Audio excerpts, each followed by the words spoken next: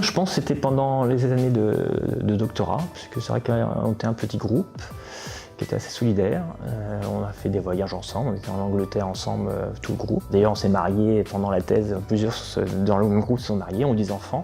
Donc là, ça a eu des forts échanges à la fois professionnels et personnels durant ces 3 ans de thèse. Ça fait maintenant plus de 18 ans, même plus de 20 ans que j'ai passé ma thèse, et j'ai gardé des contacts avec certains de mes collègues à l'époque.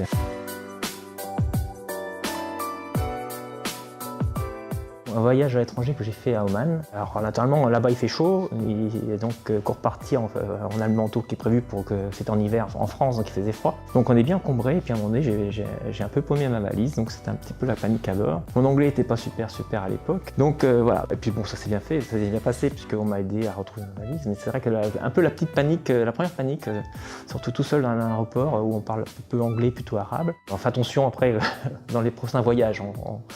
On est plus vigilant et plus prévoyant.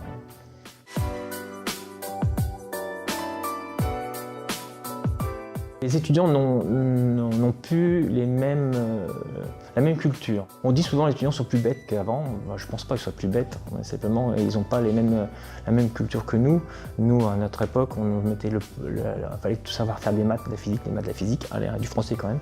Voilà, c'était les 3 matières de base, il fallait ces 3 matières de base. Mais à côté, on ne savait rien d'autre. Alors que nos étudiants maintenant, ils savent faire plein de choses.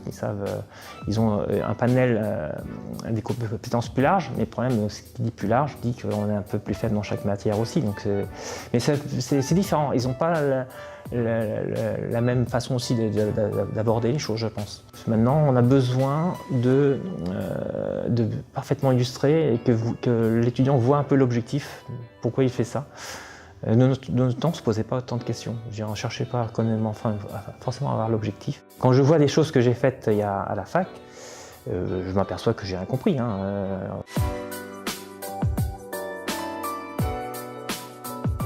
Enseignante de physique de terminale, celle qui m'a mis ma première grosse mauvaise note.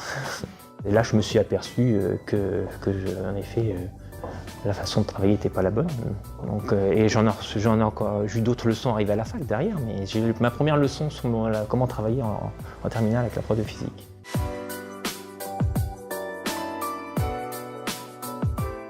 D'essayer de prendre du plaisir dans ce qu'ils font. Si on ne prend pas de plaisir à ce qu'on fait, quelque part c'est dur d'y consacrer du temps. Quand on y prend du plaisir, des fois les heures on ne les voit plus passer. Avoir des objectifs raisonnables aussi pour pouvoir aussi être capable de mettre en œuvre leurs travaux.